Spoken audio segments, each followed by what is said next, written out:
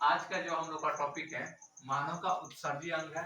देखेंगे उत्सर्जी तंत्र के अंतर्गत कि मानव के उत्सर्जी तंत्र में जो मुख्य उत्सर्जी अंग होता है उसके बारे में हम पूरा अच्छे से पढ़ेंगे। तो सबसे पहले देखते हैं कि उत्सर्जन होता क्या है। उत्सर्जन को हम बेसिकली देखेंगे तो मानव शरीर में उपापचयी क्रियाएं होती रहती है, यानी जैविक क्रियाएं करने के लिए मानव शरीर में उपापचयी क्रिया होती रहती है जिनसे पदार्थों का बनना होता है, पदार्थ बनता है। तो कुछ हमारे लिए लाभदायक भी पदार्थ बनते हैं और कुछ हानिकारक पदार्थ बनते हैं। तो जो हानिकारक और बेकार पदार्थ बनते हैं, जो नाइट्रोजन युक्त होते हैं, उनको शरीर से बाहर निकालने की क्रिया ही क्या कहलाती है, हमारा उत्सर्जन कहलाती है। मतलब मानव शरीर में उपापचयन क्रिया के फलस्वरूप जो भी हानिकारक पदार्थ बनते हैं, जैसे बेकार पदार्थ है, नाइट्रोजन युक्त पदार्थ हो, उनको शरीर से बाहर निकालने की क्रिया ही क्या कहलाएगी, उत्सर्जन कहलाती है। उत्सर्जन करने का कार्य जो करता है वो उत्सर्जी अंग करते हैं। तो मानव मनुष्य के शरीर उत्सर्जन अंग निम्नलिखित होता है। तो मुख्य उत्सर्जी अंग क्या होता है, हमारा वृक्क या किडनी होता है जो मुख्य उत्सर्जन अंग का कार्य करता है। और साथ ही साथ कुछ सहायक उत्सर्जी अंग होते हैं जिसके अंतर्गत त्वचा, यकृत, प्लीहा, फेफड़ा और आहार नाल आते हैं। ये क्या करते हैं, सहायक उत्सर्जन के लिए सहायता प्रदान करने का कार्य करते हैं। तो हम देखेंगे जो मानव का मुख्य उत्सर्जी अंग है वृक्क या किडनी, उसके बारे में हम अच्छे से देखेंगे। बात किया जाए तो मनुष्य या आपका शेरकी प्राणियों में वृक्क की संख्या कितनी होती है, जो 2 होती है। यदि इसकी देखा जाए तो ये एक जोड़ी पाया जाता है और ये उदर गुहा के पृष्ठ भाग में कशेरुकी दंड के पार्श्व भाग में क्या होता है, स्थित होता है। वृक्क क्या है, बेसिकली जो किडनी होती है वो 10 सेंटीमीटर लंबी,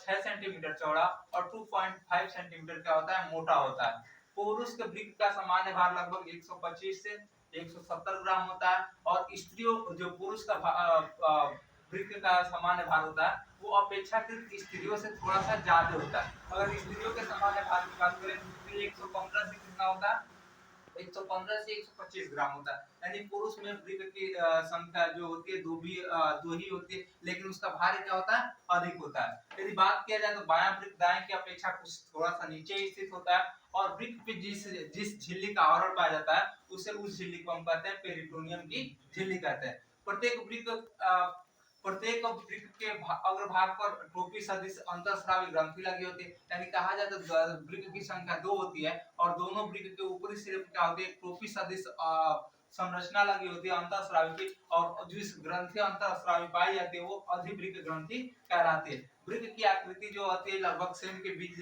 के आकार के जैसी होती है और वृक्क की बाहरी सतह पर उत्तल और भीतरी सतह अवतल होती है। वृक्क का जो अगर सेम के बीज जैसा आकार है तो एक फंसा हुआ भाग होता है, एक उभरा हुआ भाग होता है। तो एक अवतल भाग होता है और एक क्या होता है, उत्तल भाग होता है। अवतल भाग पर गहरा गड्ढा सदृश आकृति पाई जाती है जिसको क्या कहते हैं, हाइलस कहते हैं। और इसी हाइलस पे वृक्क धमनिका पाई जाती है, धमनी पाई जाती है जो वृक्क में प्रवेश करने में सहायता प्रदान करती है। साथ ही साथ देखे जाए तो वृक्क शिरा तथा मूत्रवाहिनी बाहर निकलने में भी सहायता प्रदान करती है। मूत्रवाहिनी लगभग 30 से 35 सेंटीमीटर लंबा होता है जो थैलीनुमा मूत्राशय में क्या करता है, खुलता है। यदि देखेंगे तो ये उदर गुहा के पश्च भाग में श्रेणी मेखला के मध्य क्या होता है, स्थित होता है और मूत्राशय मूत्रमार्ग द्वारा शरीर से क्या होता है, बाहर खुलता है। यानी मूत्रमार्ग किससे जुड़ा होता है, ये जो हमारा अवतल सदृश गड्ढा होता है हाइलस वृक्क धमनी, इसमें वृक्क में प्रवेश कराने का कार्य करता है। यदि आगे चले तो वृक्क की आंतरिक संरचना की बात करें तो वृक्क चारों ओर से तरल संयोजी ऊतक आवरण से क्या होता है, घिरा होता है और अनुलंब का अगर घिरा रहता है। वृक्क को हम क्या कर सकते हैं, बीच से काट सकते हैं, अनुलंब काट सकते हैं तो एक दो भागों में क्या हो सकता है, स्पष्ट दिखाई दे सकता है। बाहरी भाग को वॉलफुट या कार्टेक्स कहते हैं और जो मध्य भाग होता है उसे मध्यांश या मेडुला के नाम से हम क्या करते हैं, जानते हैं।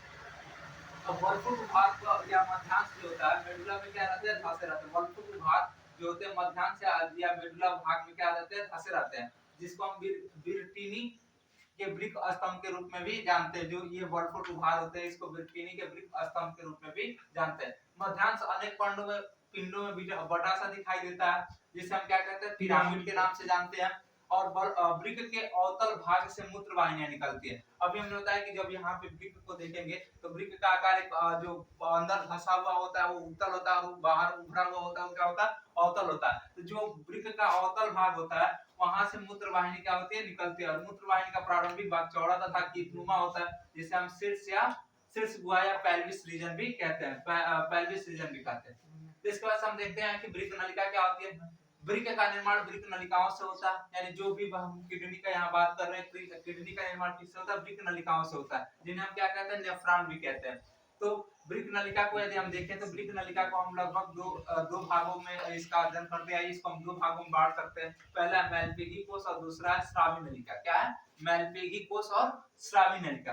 तो हम मेलपेगी कोष को देखेंगे तो इसको लगभग दो भागों में बांट सकते हैं, बोमैन संपुट और दूसरा है ग्लोमेरुलस। बोमैन संपुट और ग्लोमेरुलस। जो बोमैन संपुट होता है वो प्यालीनुमा संरचना होती है, और ग्लोमेरुलस जो होता है वो जो रक्त वाहिनियां की गुच्छे होते हैं उनसे क्या होता है? निर्माण होता है, रक्त का निर्माण होता है। यहाँ पे ग्लोमेरुलस में दो चीजें पाई जाती है, एक अपवाही होता है, दूसरा अभिवाही होता है। अपवाही का मतलब जो रक्त को ले आने वाली वाहिनियां होती है वो अपवाही धमनिका कहलाती है, और जो रक्त को ले जाने वाली धमनी होती है उसको हम क्या कहते हैं? अभिवाही धमनिका कहते हैं। यहाँ पे ये अपवाही धमनिका जो होती है वो रक्त को ज्यादा लेके आती है, लेकिन ये कम लेके जाती है, इसलिए रक्त का यहाँ पे दबाव बढ़ता है। तो यहाँ पे देखा जाए तो ये होता है स्रावी नलिका। लगभग स्रावी नलिका की बात करें तो स्रावी नलिका को तीन भागों में बांट सकते हैं। पहला होता है कुंडलित भाग, जिसको हम प्रारंभिक प्रथम सेमी कुंडलित भाग भी कहते हैं, और दूसरा होता है मध्य भाग, जिसको हेलने लूप कहते हैं, और तीसरा जो होता है अंतिम दूरस्थ कुंडलित भाग होता है। यदि वृक्क के जो यहाँ पे वृक्क का देखा जाए 10 सेंटीमीटर लंबा, 6 सेंटीमीटर चौड़ा, 2.5 सेंटीमीटर मोटा होता है। इस वृक्क में लगभग 10 लाख वृक्क नलिकाओं की संख्या पाई जाती है, जिसे हम क्या कहते हैं? नेफ्रॉन कहते हैं। एक में 10 लाख का उसकी इकाई पाई जाती है। तो इस यहाँ पे हमने ये देखा, और इसी वृक्क के जब क्रिया विधि के अंतर्गत हम बात करेंगे तो इसी के द्वारा किसका? मूत्र के निर्माण की क्रिया विधि आता है, जो इसी के अंतर्गत होता है। तो यदि हम मूत्र का संगठन देखेंगे तो मूत्र क्या होता है? हल्के पीले रंग का होता है, और ये क्या होता है? मूत्र हल्के पीले रंग का होता है, जली होता है। मूत्र के संगठन में 96% जल पाया जाता है, 2% क्या पाया जाता है? यूरिया पाया जाता है, और शेष लवण, यूरिक अम्ल और यूरोक्रोम और अमोनिया इत्यादि चीजें पाए जाते हैं। और उत्सर्जन क्रिया का महत्व के अंतर्गत देखेंगे तो उत्सर्जन क्रिया का महत्व ये होता है, तो उत्सर्जन के माध्यम से हमारे शरीर में जो भी अपशिष्ट पदार्थ होते हैं वो क्या होते हैं? शरीर से बाहर निकलने का कार्य करते हैं। तो ये सारी चीजें थी उत्सर्जन के बारे में। मानव के उत्सर्जी तंत्र के बारे में। मानव का मुख्य उत्सर्जी अंग क्या होता है? किडनी होता है, और सहायक उत्सर्जी तंत्र के अंतर्गत यकृत, त्वचा, प्लीहा, फेफड़ा, आहार नाली इत्यादि आते हैं। जय हिंद, धन्यवाद।